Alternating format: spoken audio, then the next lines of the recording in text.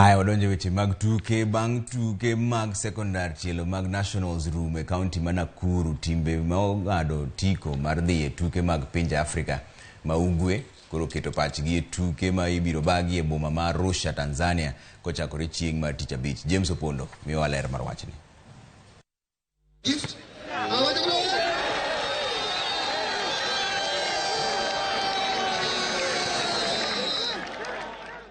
Riwruok matayo weche tuke mag Sikunde sekondar makelo kanyakla timbe mawuok e pinje mag Afrika ma Ugwe ogolo ayanga kaka grube mag timbe biro bedo e tuke mag pinje Afrika ma Ugwe tielo mar 18 mane obagi mogik higa mar 2019.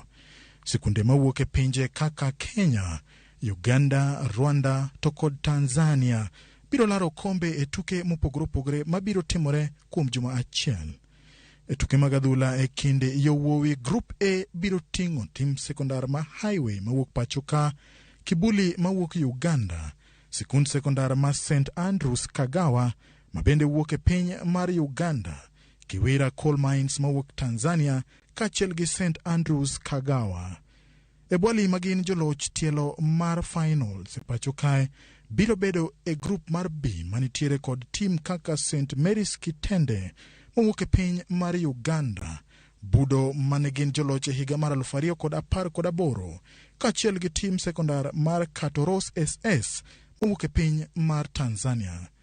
E kidieny mar nyiri tuke mag adhula group mar A biro ting'o Wiyeta moseting'o kombeni nyading'wen, Sikunde sekondar ma St. Noah kodaka Amus mawuok e piny mar Uganda kaachiel gi Isevia mawuok e piny mar Tanzania.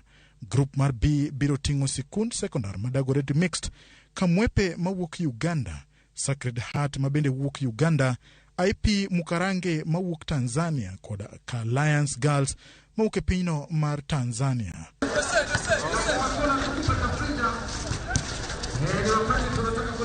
E tuke mag basketball, Sikund sekondar ma Dr. Agre biro rakore kod timbe kaka Budo mawuok Uganda, Nsumba mawuok Tanzania kaachiel gi St. Patrick Schools.